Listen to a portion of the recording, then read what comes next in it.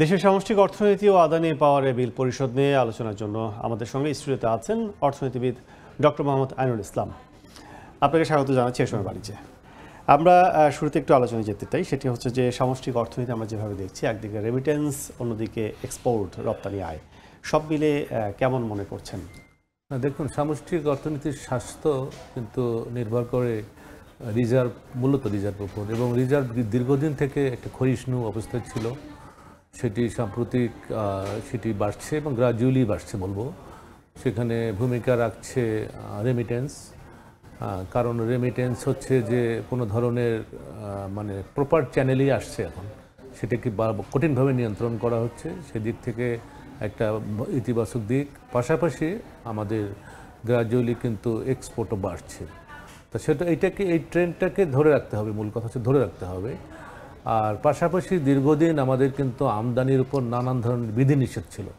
সেই বিধিনিষেধটা আস্তে আস্তে কিন্তু এটা উঠিয়ে যাচ্ছে, এবং যেটা আপনাদের যে আলোচনায় আমি শুনলাম যে মাত্র 14টা বিলাসদ্রব্য বাদে সবগুলোর উপর উঠিয়ে দেওয়া হয়েছে। এখন কিন্তু বিশেষ করে আমদানি ব্যয়টা পরিশোধের কিন্তু সমস্যা আর হচ্ছে না, হবে না, এবং সে কারণে কিন্তু অর্থনীতিতে একটা গতি ফিরে আসবে বলে মনে করা হচ্ছে। কারণ আমাদের রপ্তানি যদি বাড়ে তাহলে কিন্তু সেদিক থেকে আমদানিও বাড়বে, কারণ রপ্তানি বাড়লে বিশেষ করে মেটেরিয়ালস, রপ্তানির জন্য যে মেটেরিয়ালস সেটাও কিন্তু আমাদের আমদানি করতে হয়। তারপরে ক্যাপিটাল মেশিনারিজ, ক্যাপিটাল গুডস যেটা, সেটাও আমরা আমদানি করতে হয়। তো সেই জায়গাগুলোতে আমাদের কিন্তু এখন কোনো ধরনের বাধা থাকবে না। সেদিক থেকে আমি মনে করি এটি একটি ইতিবাচক দিক। এবং পাশাপাশি যদি অন্য বিষয়গুলো নিয়ে আসি তাহলে কিন্তু আমাদের কিছুটা হলেও এখনও অনিশ্চয়তার মধ্যে কিন্তু আছি। যেমন বলি আমি যে আমাদের আজকে আমি পত্রিকায় দেখলাম কিংবা গতকাল যে আমাদের প্রাইভেট সেক্টরের যে ঋণের মানে কি বলবো রেটটা, সেটি কিন্তু আরও কমেছে, অর্থাৎ 7.5 থেকে 6.5-এ এসছে। তো এইটা মানে হচ্ছে যে প্রাইভেট সেক্টরে যদি ইনভেস্টমেন্ট কমে যায় তাহলে কিন্তু আমাদের কর্মসংস্থানের যে চাপ পড়ে এবং মূল্যস্ফীতি কিন্তু আসলে বেড়ে যায়। এখানে সবচেয়ে বড় সংকটের কথা বলা হচ্ছে যে উচ্চমাত্রার সুদ। এটা আসলে কিভাবে, এটা গভর্নর সাহেবকে আমরা আসলে বিভিন্ন সেমিনারে বলা হয় যে উনি আরেকটু দেখতে চাচ্ছেন যে এখন পর্যন্ত কাঙ্ক্ষিত যে মূল্যস্ফীতি সেই জায়গায় যেতে পারেননি। সে কারণে যদিও আমরা বলি যে এটা খুব একটা কাজ দিচ্ছে না, হ্যাঁ, বিশেষ করে মনিটারি পলিসির মাধ্যমে কাজ দিচ্ছে না, সেখানে ফিসক্যাল পলিসির সঙ্গে মনিটারি পলিসির একটা সমন্বয় প্রয়োজন।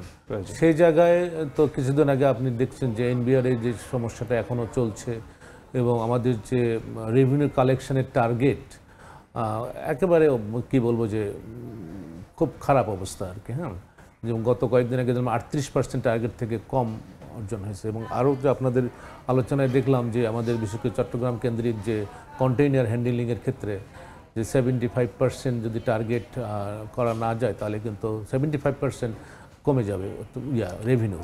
তো এইসব জায়গা থেকে, কারণ রেভিনিউ কমে গেলে তো সরকারকে তো চলতে হবে, শুধু সেদিক থেকে একটা অনিশ্চয়তা আছে। এই ভঙ্গুর অবস্থা থেকে এক বছরের যে অবস্থা এখন টার্ন ঊর্ধ্বমুখী আমাদের, সেটি সেই প্রবৃদ্ধি ধরে রাখতে গেলে আপনি কি মনে করেন? রাজস্বতে যে কর জালটা ছড়িয়ে দেওয়া, সম্প্রসারণ করার কথা আমরা কয়েক বছর শুনে আসছি, সেটির কি অবস্থা করতে হবে? আর অটোমেশন একটা বড় একটা, হ্যাঁ, অটোমেশনের কথা তো বলাই হচ্ছে। এটা অটোমেশনটা আমরা আসলে ইনফরমেশনটা পাচ্ছি না যে কোন অবস্থায় কতটুকু কাজ হচ্ছে।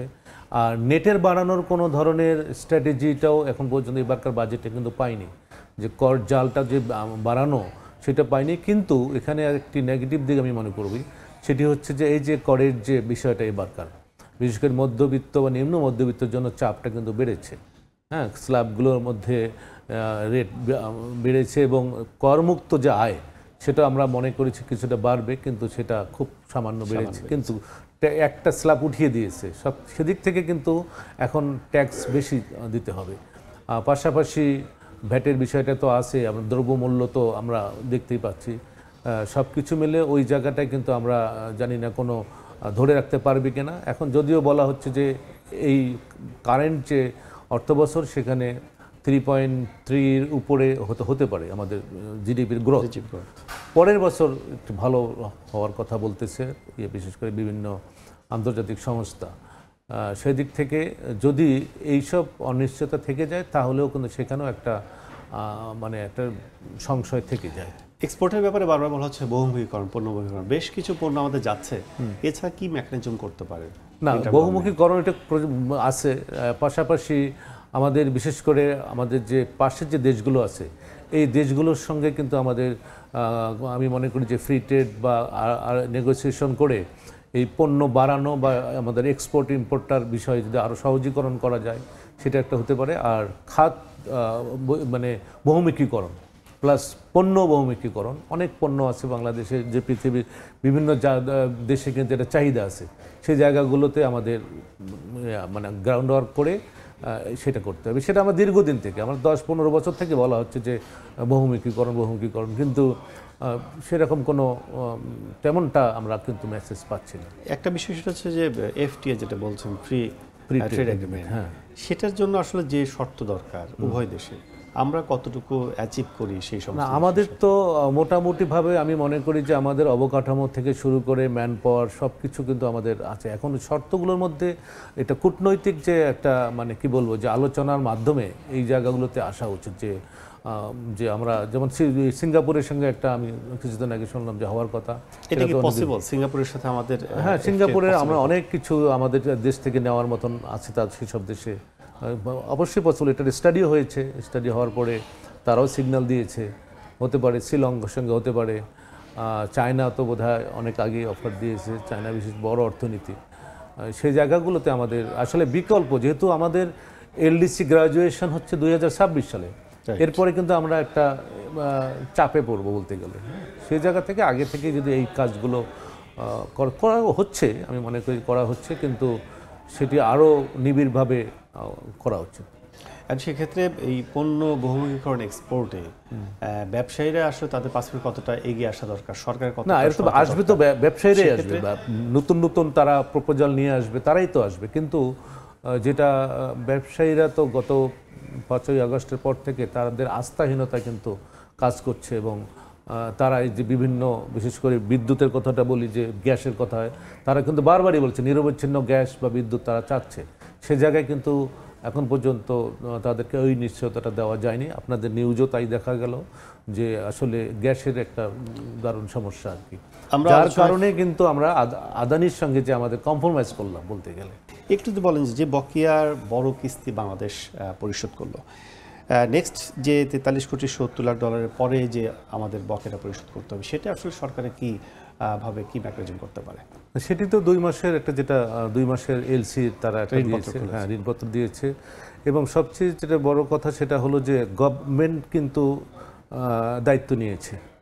হ্যাঁ, যদিও প্রাইভেট চ্যানেলের এখানে ইনভলভমেন্ট আছে, সে কিন্তু গভর্নমেন্ট এটার দায়িত্ব নিয়েছে। সুতরাং এখন নিরবচ্ছিন্ন দেওয়ার কথা, যদি যে চুক্তিটা আছে, চুক্তিটা তো আগে আমরা জানতাম না বিশেষ করে, এখন চুক্তিটার মধ্যে কিছু কিছু জিনিস আছে যেটা হয়তোবা সুযোগ নেই, বিশেষ করে যে ওই চুক্তিটার মধ্যে কখনো হয়নি, যেটাকে বলে মানে যে টেন্ডার যে দেয় সেটা কিন্তু করা হয়নি চুক্তি। আর পরবর্তীতে যে প্রাইসের বিষয়টা তো একটা আছেই, এটা নিয়ে আলোচনার ব্যাপার আছে।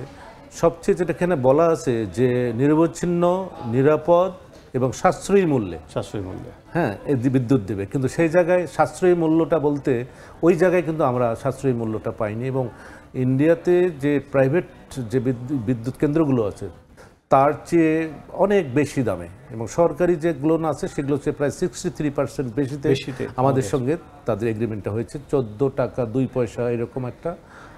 সেখানে কিন্তু বড় একটা অঙ্ক ভর্তুকি দিতে হচ্ছে, অন্যান্য দেশের তুলনায় আমাদের কাছে বেশি নিয়েছে। হ্যাঁ, এবং সে জায়গায় কিন্তু আমাদের বর্তমান সরকার, কিন্তু অন্তর্বর্তীকালীন সরকার কিছুটা হলো কম্প্রোমাইজ করেছে, কিন্তু হ্যাঁ করে কিন্তু তারা এই বিদ্যুতের কারণ 1/10% কিন্তু আমরা বিদ্যুৎ সেই ওই আদানির দুটো থেকে পাই আমরা সোর্স থেকে, এবং 1600 মেগাওয়াট, এটা কিন্তু কম না কিন্তু। সুতরাং সে কারণে আইনিটাকে পাশে রেখে কিন্তু প্রশাসনিক আমরা সমঝোতার মাধ্যমে এই অবস্থায় এসেছি। তবে এটা যাতে আবার কোনো ধরনের সমস্যায় না যায় সেদিকেও কিন্তু আমাদের নজর দিতে হবে। পাশাপাশি আমি বলবো যে দেশে যে আমাদের সক্ষমতার যে কথাটা বলা হচ্ছে সেটা দৃশ্যমান করতে হবে, বিশেষ করে নবায়নযোগ্য এনার্জির যেটা আমরা আছে প্লাস গ্যাস ভিত্তিক যেটা, আর গ্যাসের নতুন নতুন যে আমাদের সোর্স খুঁজতে হবে, তা না হলে কিন্তু আমার বিদ্যুতের জায়গাটা, কারণ আমরা এক্সপোর্ট বাড়ছে, সেখানে গ্যাস বিদ্যুৎ যদি দেওয়া না যায় তাহলে কিন্তু সেখানেও একটা হ্যাম্পার হবে। ডক্টর ইসলাম, আমরা আলোচনা শেষ পর্যায়ে, অনেক অনেক ধন্যবাদ আমাদের সাথে যুক্ত হওয়ার জন্য। দর্শক, আলোচনা করছিলাম সামষ্টিক অর্থনীতি এবং ভারত থেকে যে বিদ্যুৎ আদানি কোম্পানির মাধ্যমে আমরা নিয়ে আসছি সেটির বকেয়া বিল পরিশোধ, সার্বিক বিষয়ে আমাদের সাথে স্টুডিওতে এসে আলোচনায় যুক্ত ছিলেন অর্থনীতিবিদ ডক্টর মোহাম্মদ আইনুল ইসলাম।